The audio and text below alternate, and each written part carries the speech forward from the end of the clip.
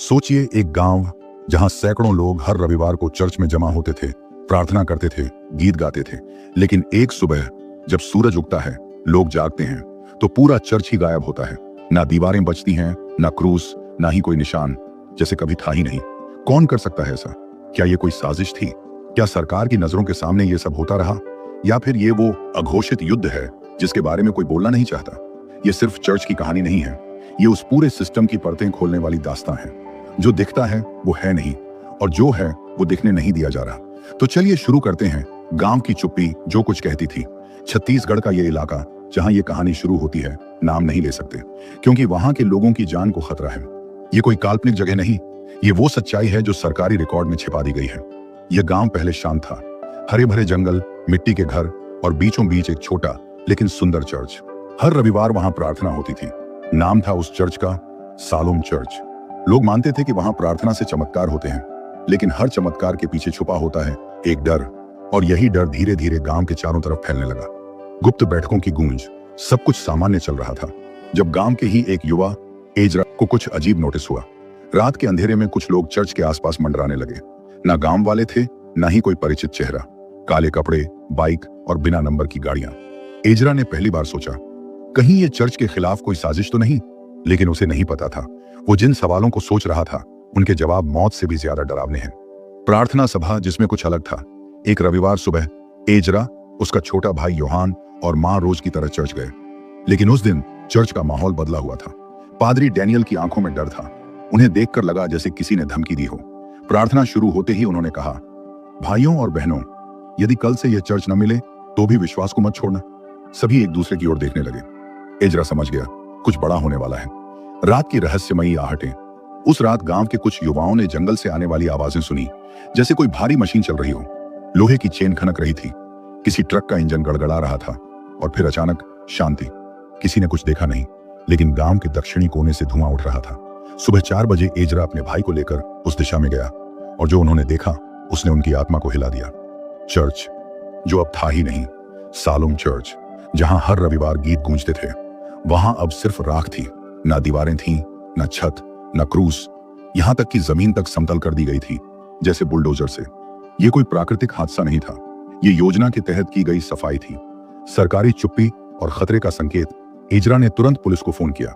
जब थाना अधिकारी आया, उसने पहली बात कही, यह जमीन सरकार की है, आपको यहां धार्मिक ढांचा बनाने का कोई अधिकार नहीं था। एजरा हैरान था।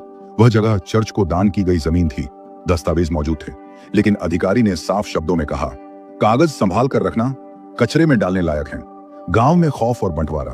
अगले ही दिन गांव 2 हिस्सों में बंट गया। एक हिस्सा जो कहता था, ठीक हुआ, ये विदेशी धर्म है, और दूसरा जो बस रो रहा था, अपना आस्था केंद्र खो चुका था।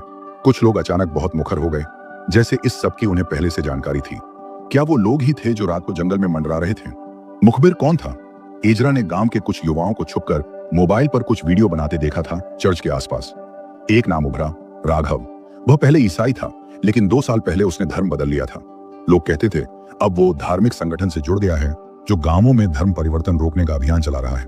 लेकिन एजरा के लिए यह व्यक्तिगत था, राघव कभी उसका दोस्त था। विरोध की शुरुआत। एजरा और कुछ अन्य युवाओं ने निर्णय लिया, चुप नहीं बैठेंगे। उन्होंने सबूत इकट्ठा करना शुरू किया। मोबाइल क्लिप्स, पादरी डैनियल का आखिरी वीडियो, चर्च के कागजात, गांव के बुजुर्गों के बयान। लेकिन उन्हें पता नहीं था, अब उनकी भी निगरानी हो रही थी। दूसरे चर्च की भी जानकारी मिली। जैसे जैसे वो आगे बढ़े, उन्हें पता चला ये सिर्फ सालोम चर्च की बात नहीं थी। पड़ोसी गांव मालपुर और छिंदी में भी चर्च रातों रात गायब हो गए थे। एक पैटर्न साफ था, चर्च को पहले धमकी मिलती, फिर सरकारी दस्तावेज आते, फिर एक रात बुलडोजर, और अगले दिन खामोशी। एजरा की खोज का नया मोड़। एजरा ने तय किया, वो राजधानी रायपुर जाएगा, राज्य मानवाधिकार आयोग तक। लेकिन तभी उसके घर के बाहर कुछ अजनबी बाइक सवार मंडराने लगे। एक रात उसके दरवाजे पर लाल रंग से लिखा था, धर्म बदलोगे तो घर नहीं बचेगा। अब ये लड़ाई सिर्फ चर्च की नहीं रही, ये एजरा बनाम सिस्टम हो गया था। एक और चर्च गया। जैसे ही एजरा रायपुर जाने की तैयारी कर रहा था, उसे खबर मिली मालपुर चर्च भी गायब कर दिया गया है, और इस बार वहां से किसी बुजुर्ग महिला का शव मिला, जली हुई अवस्था में। यह अब सिर्फ धार्मिक उत्पीड़न नहीं रहा, यह मानवता के खिलाफ युद्ध बन चुका था। आगे क्या होगा? क्या एजरा रायपुर तक पहुंच पाएगा? क्या उसे सरकार से न्याय मिलेगा, या उसे भी गायब कर दिया जाएगा? कौन है वो संगठन जो आस्था की सफाई कर रहा है? और क्या सच में कुछ नेताओं की सहमति से ये सब हो रहा है? जब सरकार की नजरों के सामने तुम्हारे विश्वास को कुचला जाए, जब इमारत नहीं आत्मा जलाई जाए और जब सवाल करने वाला ही देशद्रोही कहलाए, तब समझो ये सिर्फ घटना नहीं, साजिश है। भाग दो शुरू होता है उस खौफ से जो एक चर्च के राख में नहीं, लोगों के जहन में सुलग रहा था। भाग दो राज में छिपी साजिश, एजरा का संकल्प। एजरा लकड़ा ने जब मां की आंखों में डर देखा और छोटे भाई योहान के चेहरे पर भ्रम, तो उसने तय किया अब चुप रहना गुनाह है।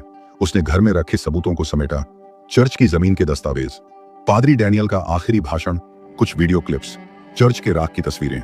गांव छोड़ने से पहले उसने एक बात कही, अगर मैं वापस ना आया तो भी सच्चाई की लौ बुझने मत देना। रायपुर की यात्रा, हर कदम पर निगाहें। गांव से रायपुर तक का सफर आसान नहीं था। बस में चढ़ते ही एक व्यक्ति ने उससे पूछा, आप सालोम चर्च वाले हैं ना? एजरा चौंका। उसने जवाब नहीं दिया, लेकिन अब वो जान गया उस पर निगरानी रखी जा रही है। रायपुर पहुंचते ही उसने सीधा रुख किया, मानवाधिकार आयोग की इमारत की ओर। फॉर्म भरने से पहले चेतावनी। आयोग में जैसे ही उसने शिकायत दर्ज करने की प्रक्रिया शुरू की, एक सादे कपड़ों वाला व्यक्ति पास आया। सरकार में बैठे लोग इन बातों को हल्के में नहीं लेते, सोच समझकर कदम उठाना लड़के। एजरा ने बिना घबराए कहा, मैंने कुछ गलत नहीं किया, और जो गलत कर रहा है वो छुप क्यों रहा है? गुप्त दस्तावेजों का सुराग। इसी बीच उसे एक वकील मिले, नीलम सिंह। वो आयोग में धार्मिक अल्पसंख्यकों के मामलों में वकील रह चुकी थी। नीलम ने एक फाइल दिखाई जिसमें कुछ गांवों के चर्च की जमीन को सरकारी भूमि घोषित कर दिया गया था, बिना सूचना के। एजरा को समझ आया ये सब पहले से योजनाबद्ध था। संपूर्ण शुद्धिकरण अभियान, एक अनकही स्कीम। नीलम ने एजरा को एक नाम दिया, एसएसपी स्कीम। पूरी तरह गैर सरकारी, लेकिन हर सरकारी अधिकारी के पास इसका अनऑफिशियल रेफरेंस था। इसका पूरा नाम था संपूर्ण शुद्धिकरण परियोजना। इसका उद्देश्य आदिवासी क्षेत्रों को अपनी धार्मिक जड़ों की ओर वापस लाना, विदेशी प्रभावों को हटाना, क्रॉस को हटाकर धर्मस्थली बनाना। और इस प्रोजेक्ट में 3 चीजें अहम थीं। धार्मिक भवनों को अवैध घोषित करना, रातों रात ढांचा हटाना, पब्लिकली कोई बयान न देना। नाम सामने आता है राघव और आरईएफ। एजरा को एक और नाम मिलता है, आरईएफ, रिलीजियस एम्पावरमेंट फ्रंट। ये एक संगठन था जो घर वापसी कार्यक्रम चलाता था, और इसके प्रचारक थे राघव कश्यप। हाँ, वही राघव, एजरा का पुराना दोस्त, जिसने 2 साल पहले चर्च छोड़ दिया था। आरईएफ के वीडियो वायरल थे जहां वो कहते थे, क्रॉस को हटाओ, संस्कृति बचाओ। एजरा को अब सब समझ आ रहा था। राघव सिर्फ मुखबिर नहीं, पूरी साजिश का मोहरा था। गांवों में फैलती आग। रायपुर में रहकर एजरा ने छत्तीसगढ़ के अन्य जिलों की रिपोर्ट जुटाई। कुल 18 चर्च बीते 6 महीने में या तो जला दिए गए या मलबा बना दिए गए। हर जगह एक ही पैटर्न। पुलिस एफआईआर नहीं लिखती, मीडिया खबर नहीं दिखाती, गांव में डर फैलाया जाता। एक महिला गवाही देती है, रात को हमारे चर्च में लोग घुसे, हमारी बाइबलें फाड़ दी और बोले अगली बार तुम्हें जला देंगे। एजरा की जान खतरे में। एक रात एजरा को होटल में 2 लोग मिलने आए। बोले, ये तुमसे मिलने आए हैं। दोनों चेहरे नकाब में। उन्होंने बस एक लिफाफा दिया और गायब हो गए। लिफाफे में था एक फोटो, एजरा की माँ, भाई और घर, एक नोट। अगर तुमने सच्चाई उजागर की तो अगला चर्च तुम्हारा घर होगा। एजरा का पलटवार। एजरा डरा नहीं, उसने तय किया अब वो छुपकर नहीं लड़ेगा। उसने सोशल मीडिया पर सालोम चर्च का सच बताने वाला वीडियो डाला, जिसमें जले हुए चर्च की क्लिप, पादरी डैनियल का बयान, एसएसपी स्कीम की कॉपी, आरईएफ के कार्यक्रम की क्लिप्स। वीडियो वायरल हो गया। 24 घंटे में 1 मिलियन व्यूज। लेकिन इस सफलता के साथ एक खतरा भी आया।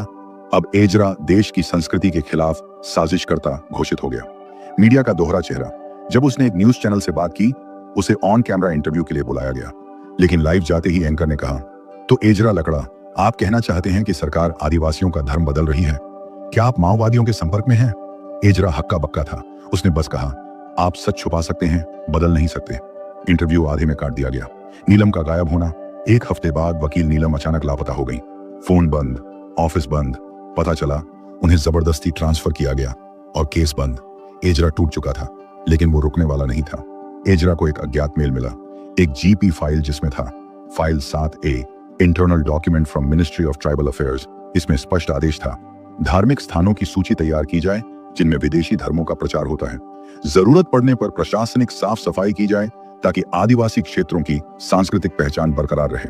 नीचे दस्तखत था एक वरिष्ठ अधिकारी का। अब एजरा के पास सबूत था, लेकिन सवाल यह था, क्या वो इसे दुनिया के सामने ला पाएगा या गायब हो जाएगा? एक चर्च की तरह। अगर तुम्हारा विश्वास मिटा दिया जाए, अगर तुम्हारी प्रार्थना पर पहरा बैठा दिया जाए, और अगर तुम्हारी गवाही जिंदा रहते हुए भी मर जाए, तब तुम क्या करोगे? आज का भाग उस सच्चे गवाह की कहानी है, जो चुप है लेकिन सब कुछ जानता है, और जिसकी चुप्पी सिस्टम की सबसे बड़ी पोल खोलती है। भाग 3, गवाह जो नहीं बोलते, एजरा की वापसी। पिछले भाग में हमने देखा एजरा को एक अत्यंत गोपनीय फाइल 7A मिली थी, जिसमें साफ लिखा था कि आदिवासी क्षेत्रों से विदेशी धर्मों के प्रतीकों को मिटाया जाए। अब वह रायपुर में और अधिक सुरक्षित नहीं था। पुलिस ने उसके खिलाफ देशद्रोह, अफवाह फैलाने और सांप्रदायिक तनाव बढ़ाने जैसी धाराएं लगा दी थी, लेकिन इस लड़ाई में हार का सवाल ही नहीं था। एजरा ने तय किया, अब समय है ग्राउंड पर लौटकर वो सच जानने का जिसे हर कोई छुपा रहा है। पुराने गांव की ओर लौटना। एजरा अपने गांव सालों नहीं गया, क्योंकि वहां उस पर हमला हो सकता था। वह गया पड़ोस के गांव मालपुर, जहां चर्च जलाया गया था और एक बुजुर्ग महिला की जली लाश मिली थी। वहां उसे मिला एक आदमी, नाम था डेविड टोप्पो, उम्र लगभग 60 वर्ष, उसी महिला का पति जो चर्च में मारी गई थी। पर डेविड बोलता नहीं था, चुप रहने वाला गवाह। गांव में लोग कहते थे जब उसकी पत्नी को मारा गया उसने रोया भी नहीं, जब घर जलाया गया वह वहीं बैठा रहा, और जब पुलिस आई उसने एक शब्द भी नहीं कहा। एजरा ने डेविड से बात करने की कोशिश की। आपकी पत्नी मारी गई, आप क्यों चुप हैं? डेविड ने केवल एक पेड़ की ओर इशारा किया।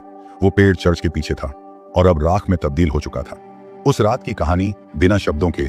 एजरा को गांव की एक लड़की मिली, सुनीता, उम्र 16 साल। वो डेविड की पड़ोसी थी। उसने बताया, उस रात कुछ लोग आए, 6-7 गाड़ियों में। कुछ ने खाकी वर्दी पहन रखी थी, कुछ भगवा पट्टी। उन्होंने हमें घरों में बंद कर दिया और चर्च के चारों ओर पेट्रोल छिड़क दिया। वो महिला, डेविड की पत्नी, बाहर आई और रोने लगी। मेरे यीशु को मत जलाओ। उन्होंने उसे पीटा और उसे चर्च के अंदर फेंक दिया। फिर आग लगा दी गई। गवाहों की खामोशी की कीमत। सुनीता ने कहा, हमें धमकी दी गई थी, अगर किसी ने मुंह खोला तो अगला चर्च तुम्हारा घर होगा। गांव के हर आदमी को अगली सुबह एक रजिस्टर पर साइन कराना पड़ा। रजिस्टर में लिखा था, यह चर्च अवैध था, गांव वाले इसके हटाए जाने से सहमत हैं। कोई जबरदस्ती नहीं हुई। डेविड ने भी साइन किया। उसके साइन करने के बाद उसने बोलना छोड़ दिया। फूट पड़ता सच, डेविड की चिट्ठी। एजरा ने एक रात चुपके से डेविड के घर के बाहर एक पुर्जा देखा, एक पुरानी किताब के भीतर दबा हुआ, जिसमें था, मैंने देखा कि कैसे उन्होंने मेरी पत्नी को मारा। मैं चिल्लाया, लेकिन उन्होंने मेरी जबान पकड़कर कहा, अब तेरे यीशु की जुबान काटी जाएगी। मैं जिंदा हूं, लेकिन मेरी आत्मा मर चुकी है। मैं सब जानता हूं, पर अब बोल नहीं सकता। यह था उस गवाह की गवाही जो जिंदा होकर भी मरा हुआ था। राघव का पुनः आगमन। पर एक नया रूप। एजरा को एक खबर मिली। राघव कश्यप, उसका पुराना दोस्त, अब एक बड़ा चेहरा बन चुका है। REF, रिलीजियस एम्पावरमेंट फ्रंट का वह राज्य स्तरीय प्रवक्ता बन चुका था। राघव अब टीवी पर बहस करता, सोशल मीडिया पर वीडियो डालता और गांव गांव जाकर घर वापसी कराता। उसका एक भाषण वायरल हुआ, हम आदिवासियों को ईसा की गुलामी से आजाद करा रहे हैं। हमें जो काम आजादी के 75 साल बाद मिला है वो किसी युद्ध से कम नहीं। एजरा अब समझ गया वो किससे लड़ रहा है। छिपा हुआ कैमरा, असली खुलासा। एजरा ने एक साहसिक निर्णय लिया। वह REF की एक बैठक में छिप कर गया, पत्रकार के भेष में। वहां राघव भाषण दे रहा था, हर चर्च जो बिना परमिशन बना है उसे जला दो, गिरा दो। FIR, कोर्ट, ये सब हमारे लोग हैं, बस वीडियो मत आने दो, और अगर कोई आवाज उठाए उसे देशद्रोही बना दो। एजरा ने सारी रिकॉर्डिंग कर ली। गवाहों की सुरक्षा और एक नया साथी। एजरा ने यह फुटेज YouTube पर डालना चाहा, लेकिन उसे रोक लिया गया।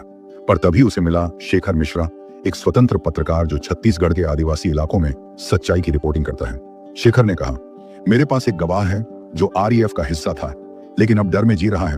वो बोलना चाहता है, पर उसे छुपा रखा गया है। उसका नाम है ललित साहू। ललित साहू, अंदर से टूटा हुआ गवाह। ललित पहले REF का IT मैनेजर था। वो आदमी था जिसने चर्च जलाने की सूचियां बनाई थी। उसी ने फर्जी दस्तावेज बनाए थे जिनसे चर्चों को सरकारी जमीन पर बना हुआ बताया गया। अब उसका अंतरात्मा उसे कचोट रही थी। ललित ने कहा, मैंने सोचा था मैं देश के लिए काम कर रहा हूं, लेकिन एक बार जब मैंने देखा कि चर्च के भीतर एक बच्चा जिंदा जल गया, मैं उस रात से सोया नहीं हूं। गवाही का पहला प्रयास और पुलिस की भूमिका। एजरा और शेखर ने ललित को लेकर स्थानीय SDM के पास बयान देने भेजा। SDM ने बयान लिया और शाम को ललित गायब हो गया। फोन बंद, घर खाली, परिवार डरा हुआ। कुछ लोगों ने कहा उसे पुलिस ने ही उठाया। जो बोलने की कोशिश करता है वो गायब कर दिया जाता है। डेविड की अंतिम आवाज। एक रात गांव में आग लग गई। डेविड का घर जल गया। लोग कहते हैं किसी ने अंदर से ताला बंद किया था। जलते हुए घर से एक आवाज आई, मुझे माफ कर देना यीशु, अब मैं बोल नहीं सकता, लेकिन तू सब जानता है। सुबह तक डेविड की लाश मिली, हाथ में वही चिट्ठी जो एजरा ने पहले देखी थी। अब वो गवाह हमेशा के लिए चुप हो गया था। अब क्या होगा? एजरा के पास अब छुपे कैमरे की रिकॉर्डिंग है। ललित गायब है। डेविड मारा जा चुका है। राघव एक राजनीतिक चेहरा बन चुका है और SSP स्कीम अब राज्य से निकलकर केंद्र तक पहुंच रही है। अगला भाग, जो सच बोले वही गुनहगार। इस भाग में एजरा सरकार के सामने सबसे बड़ा खुलासा करता है, लेकिन कोर्ट में उसे देशद्रोही करार दिया जाता है। कभी कभी गुनाह करने वाला बच जाता है और जो उसका पर्दाफाश करे वही गुनहगार कहलाता है। ये कहानी उस आदमी की है जिसने सब खो दिया सिर्फ इसलिए क्योंकि उसने सच बोलने की हिम्मत की। भाग 4, जो सच बोले वही गुनहगार। डेविड के जलते घर के दृश्य से भाग 3 समाप्त हुआ था। अब एजरा उसके अंतिम संस्कार में खड़ा था और सामने एक खामोश गांव जहां किसी की आंखें नहीं नम थीं, ना शोक सभा ना आक्रोश। डर इतना गहरा था कि लोग अब इंसान नहीं छायाएं बन चुके थे। एजरा वहीं खड़ा सोच रहा था, अगर मैं अब भी चुप रहा तो मैं भी मरा हुआ ही कहलाऊंगा। वो जान चुका था अगला निशाना वो स्वयं है, इसलिए उसे अब कोर्ट तक जाना ही होगा, सिस्टम के उस केंद्र तक जहां साजिश की जड़ें थीं। एक नई रणनीति, जन सुनवाई। एजरा और पत्रकार शेखर मिश्रा ने योजना बनाई कि अगर न्यायिक प्रणाली बंद दरवाजे हैं तो दरवाजे को धक्का देने का तरीका बदला जाए। उन्होंने सोशल मीडिया पर एक अभियान शुरू किया, #Justice for Salom, Chachir, #We are not foreigners। हजारों लोगों ने वीडियो शेयर की। गांवों से गायब चर्च, धमकियां, SSP स्कीम की फोटोकॉपी, छुपे कैमरे से राघव का बयान। जनता के दबाव में राज्य मानवाधिकार आयोग ने जन सुनवाई का नोटिस जारी किया। जन सुनवाई, सच का मंच या धोखा। 18 जुलाई 2024, रायपुर। जन सुनवाई का दिन। एजरा और शेखर अपने साथ लाए थे दस्तावेज, वीडियोस, चिट्ठियां, गवाहों के बयान। लेकिन जैसे ही सुनवाई शुरू हुई माहौल बदला बदला सा लगा। वहां मौजूद थे REF के सदस्य, भगवा गमछा लपेटे कुछ लोग और पुलिसकर्मी जो सिर्फ आंखें घुमा रहे थे। एक सदस्य ने चिल्लाकर कहा, यह लड़का भारत विरोधी है, इसे पाकिस्तानी एजेंट घोषित करो। सुनवाई में सवाल नहीं, आरोप। मानवाधिकार आयोग के अध्यक्ष ने एजरा से पहला ही सवाल पूछा, क्या आप विदेशी फंडिंग से चर्च चलाने में शामिल थे? एजरा स्तब्ध था। मैं एक गांव का युवक हूं, मेरे पास जो है बस एक टूटी हुई क्रूज की याद है और जलाए गए बाइबल के पन्ने। लेकिन उसके जवाब से पहले ही शोर मच गया। एक फर्जी रिपोर्ट लहराई गई जिसमें लिखा था, एजरा लकड़ा को NGO से डॉलर मिले हैं। मीडिया की चाल, देशद्रोही एजेंडा। टीवी चैनलों पर हेडलाइन चली, छत्तीसगढ़ का एजरा चर्चों को विदेशी पैसे से चला रहा था। आदिवासी नहीं, ईसाई एजेंट है एजरा। धर्म के नाम पर देश को तोड़ने की साजिश। एक रिपोर्टर ने लाइव कैमरे पर एजरा से पूछा, क्या आप माओवादियों से जुड़े हैं? एजरा ने सिर्फ इतना कहा, आपकी माइक की ताकत मेरी सच्चाई को नहीं दबा सकती। कोर्ट केस दर्ज, लेकिन किसके खिलाफ? 20 जुलाई को रायपुर कोर्ट में FIR दर्ज होती है एजरा लकड़ा के खिलाफ। धाराएं, धारा 124A देशद्रोह, धारा 153A सांप्रदायिक भावना भड़काना, धारा 295A धार्मिक भावनाओं का अपमान। IT एक्ट की विभिन्न धाराएं। साजिश इतनी गहरी थी कि गवाह की जगह आरोपी बना दिया गया। जेल के अंदर मनोवैज्ञानिक युद्ध। एजरा को तुरंत गिरफ्तार कर लिया गया। जेल के अंदर उसे एकांत बैरक में डाला गया।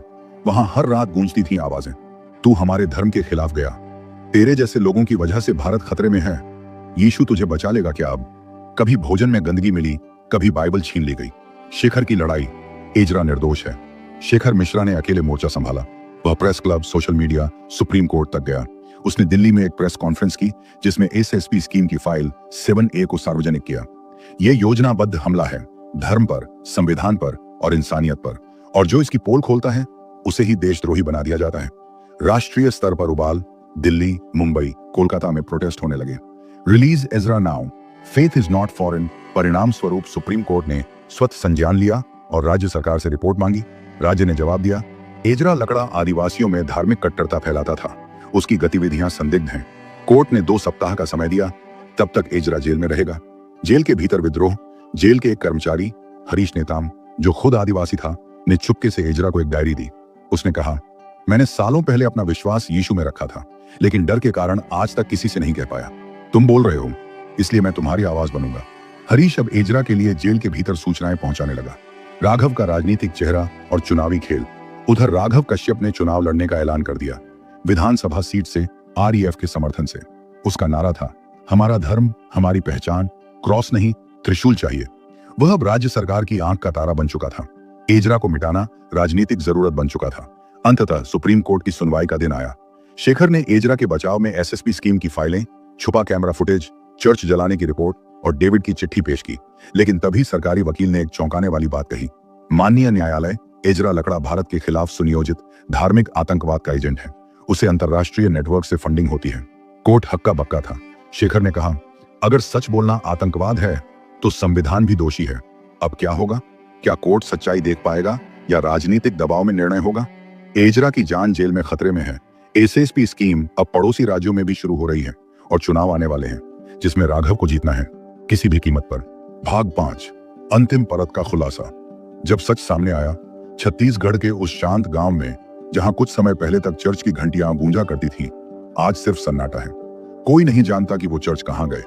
वो इमारतें जो कभी आशा और प्रेम का केंद्र थीं, एक रात में ऐसे गायब हो गईं जैसे कभी थीं ही नहीं। पुलिस, प्रशासन, मीडिया, सबने अपनी अपनी थ्योरी दी, लेकिन जवाब किसी के पास नहीं था। पर अब सब कुछ सामने आने वाला है। जिस सच को दबाने की कोशिश की गई थी, वही अब बाढ़ बनकर बह निकला है। पिछला रहस्य। भाग 4 के अंत में जब स्थानीय पत्रकार अमित कुमार और पूर्व पुलिस इंस्पेक्टर रघुवीर सिंह को गांव के बाहर जंगल में एक भूमिगत सुरंग का पता चला था, तो उन्होंने समझ लिया कि यह मामूली मामला नहीं है। वो सुरंग जो चर्च की जगह से शुरू होती थी, सीधे एक पुरानी खदान के नीचे खत्म हो रही थी। वहां उन्हें जो मिला वो सब कुछ बदल देने वाला था। ईंटों का मलबा, अधजली बाइबल, लकड़ी के क्रॉस, टूटी हुई मेजें और दीवारों पर कुछ उकेरे गए रहस्यमय संकेत। खदान का रहस्य। खदान अब वर्षों से बंद थी, लेकिन वो सुरंग जो चर्च से सीधे खदान तक आती थी, किसने बनाई और क्यों? रघुवीर के पुराने केस फाइल से पता चला कि ये खदान कभी एक विवादास्पद हिंदू ट्रस्ट के नियंत्रण में थी, जिसका नाम था धर्म जागरण समिति। इस संस्था पर पहले भी ईसाई मिशनों को निशाना बनाने और घर वापसी अभियानों के दौरान जबरन धर्मांतरण के आरोप लग चुके थे। इस सुरंग की खुदाई उनके दबे हुए इरादों को सतह पर ला रही थी। गवाह जो जिंदा था लेकिन छुपाया गया। सबूत तब और मजबूत हुआ जब अमित को गांव के पुराने ईसाई विश्वासी डेनियल पॉल के बारे में पता चला, जो गायब था और माना जा रहा था कि उसे मार दिया गया। लेकिन सच्चाई चौंकाने वाली थी। वो जिंदा था। डेनियल पास के जंगल में एक ईसाई मिशन स्कूल के गुप्त आश्रय में छिपा हुआ था। उसे वहां लाया गया था क्योंकि उसने उस रात की घटना को अपनी आंखों से देखा था। उसकी जुबानी, मैंने देखा था, रात को 2 बजे ट्रैक्टर आए, करीब 20 से 25 लोग थे। उनके पास खुदाई करने वाली मशीनें थीं। चेहरे नकाब में थे, पर उनके हाथों में भगवा पट्टे बंधे थे। चर्च को रस्सियों से खींचकर गिराया गया, ईंटें ट्रैक्टर में लादी गईं और उस खदान में फेंक दी गईं। बाइबल को पहले जलाया गया, फिर राख को नदी में बहाया गया। मुझे देखकर किसी ने चिल्लाया, एक बचा है, और फिर मैंने भागकर जान बचाई। ये बयान रोंगटे खड़े कर देने वाला था। अब प्रशासन की आंखें नहीं मूंद सकती थी। स्थानीय प्रशासन की मिलीभगत। इस मामले में सबसे चौंकाने वाली बात यह थी कि इतनी बड़ी घटना पुलिस या प्रशासन की नजरों से कैसे छिपी रह गई। अमित और रघुवीर ने सूचना के अधिकार आरटीआई से पता लगाया कि चर्च जिस जमीन पर बने थे, उसे 1 सप्ताह पहले ही अवैध निर्माण बताकर नोटिस भेजा गया था। लेकिन वो नोटिस न तो चर्च समिति को दिया गया, न ही मीडिया को बताया गया। आरटीआई दस्तावेजों में एक हस्ताक्षर मिला, BK त्रिपाठी। ये वही जिला मजिस्ट्रेट था जिसे कुछ समय पहले ही ट्रांसफर कर दिया गया था और जिसके खिलाफ भ्रष्टाचार की जांच पहले से चल रही थी। इससे साफ हुआ कि यह सब योजनाबद्ध था। भूमि विवाद के नाम पर चर्च गिराना, सबूत मिटाना और गांव को चुप कराना। मीडिया का धमाका।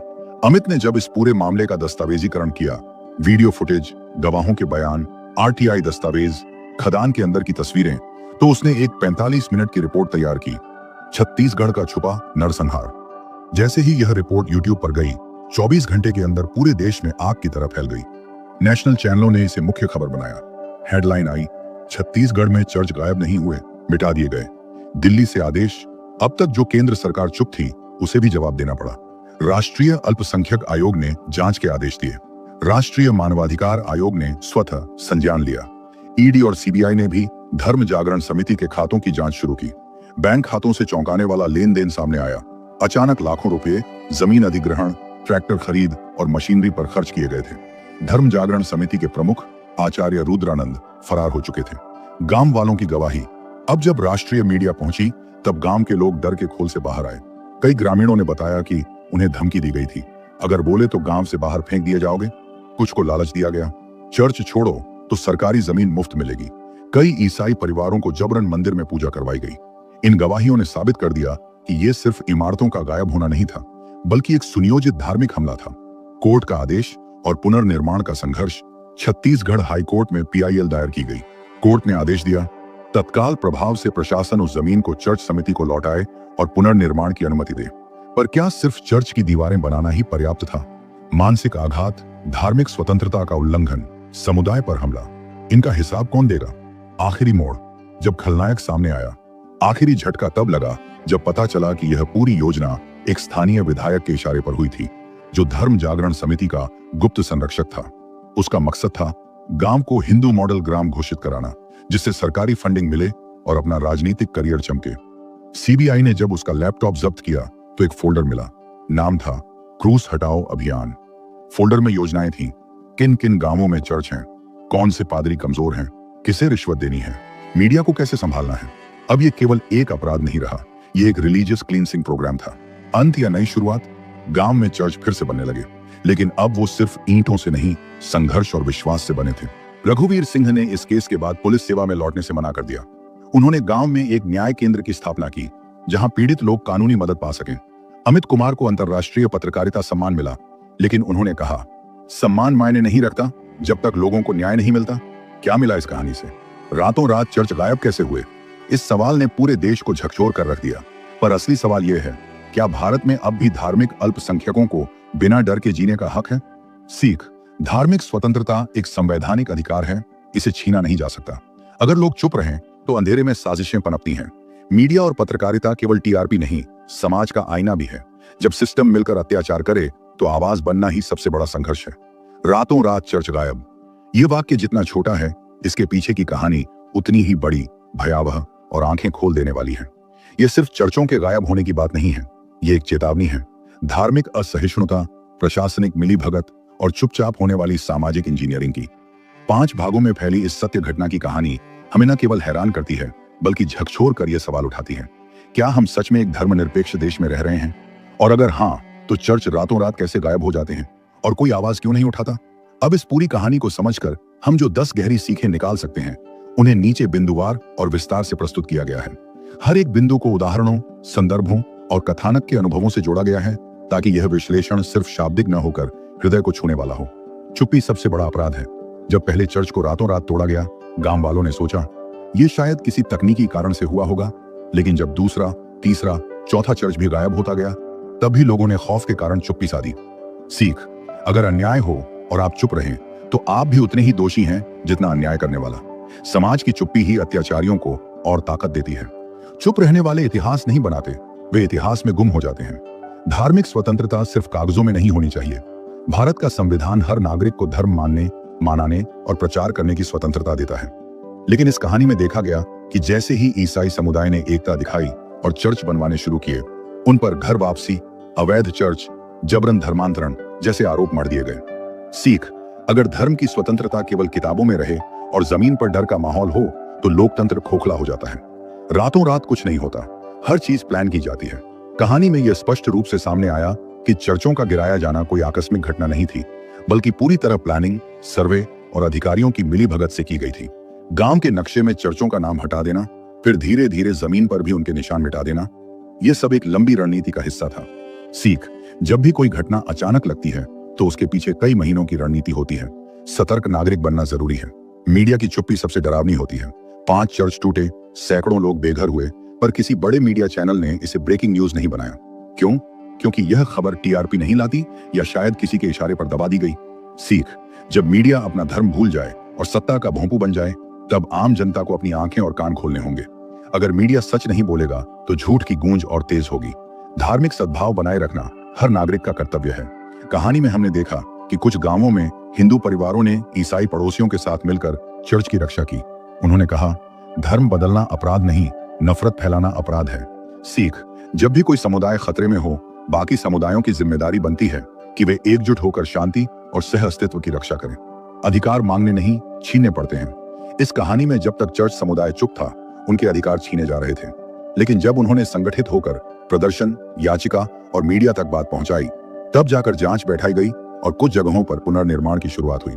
सीख, अधिकार को